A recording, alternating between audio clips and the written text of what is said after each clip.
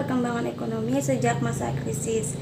Krisis yang melanda Indonesia pada pertengahan Agustus 1998 sebenarnya sudah ada tanda-tanda penyebab sebelumnya. Dari sisi eksternal, penyebabnya adalah rentannya Indonesia terhadap kejutan eksternal. Sebagai contoh, krisis ekonomi Indonesia. Kejutan eksternalnya adalah krisis mata uang yang terjadi di Thailand. Dengan melihat rentannya Indonesia pada kejutan eksternal, sebenarnya krisis tersebut dapat diperkirakan akan melanda beberapa negara di sekitarnya, termasuk juga Indonesia. Sedangkan dari sisi internal, penyebab krisis ekonomi adalah rapuhnya fundamental ekonomi di Indonesia. Nah, sekarang yang B, dampak krisis ekonomi terhadap rumah tangga. Menurut Market Business News, krisis ekonomi adalah keadaan di mana perekonomian di suatu negara mengalami penurunan secara drastis. Karena krisis ekonomi memberikan dampak yang sangat besar bagi negara dan tentunya dari berbagai pihak seperti pemerintah dan masyarakat. Akibat dari krisis ekonomi, masyarakat kesulitan untuk memenuhi kehidupan sehari-hari.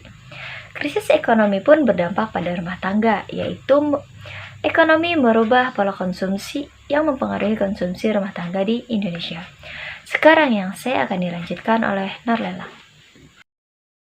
Dampak krisis ekonomi terhadap pendidikan. Pendidikan merupakan salah satu faktor yang mempengaruhi kemajuan suatu masyarakat atau negara. Semakin tinggi cita-cita yang diinginkan, maka semakin tinggi pula pendidikan yang dibutuhkan. Sedangkan kemiskinan merupakan ketidakmampuan secara ekonomi untuk memenuhi standar hidup yang ada di masyarakat di suatu daerah. Dampak krisis ekonomi terhadap pendidikan diantaranya, yang pertama, banyak siswa yang tidak bisa membayar SPP. Yang kedua, banyak siswa yang tidak bisa membeli buku pelajaran. Yang ketiga, banyak siswa yang tidak bisa masuk sekolah karena harus membantu orang tuanya bekerja, dan sebagainya.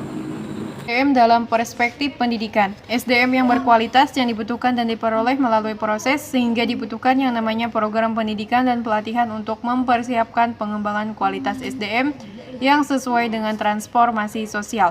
Terdapat 3 tuntutan terhadap SDM di bidang pendidikan dalam era globalisasi, yaitu yang pertama, SDM yang unggul, yang kedua, SDM yang terus belajar, yang ketiga, SDM yang memiliki nilai-nilai.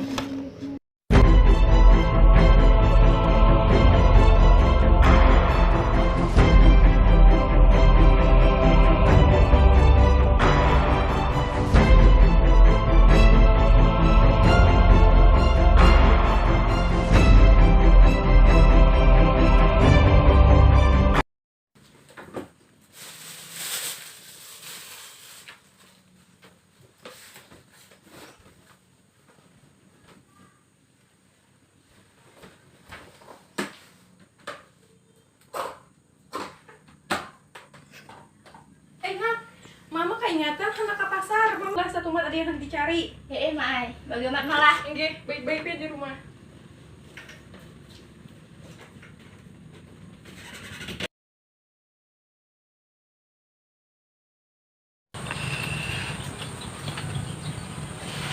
Nak, mama anak keluar dulu lah satu mat ke pasar. Inggih, Ma, hati-hati malah.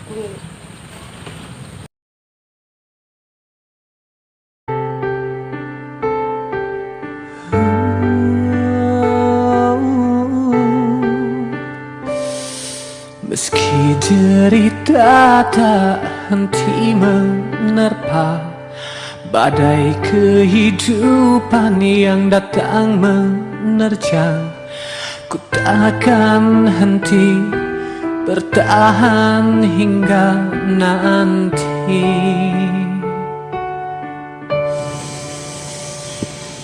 Jeritan si kecil menyayat hati, tangan yang lemah mencoba meraih.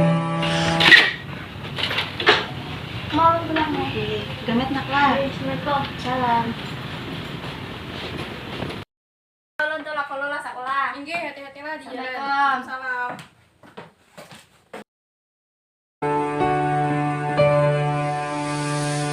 Lihatlah dan bukalah mata hatimu, melihatnya lemah terluka. Namun semangatnya takkan pernah pudar, hingga Tuhan kan berikan jalan.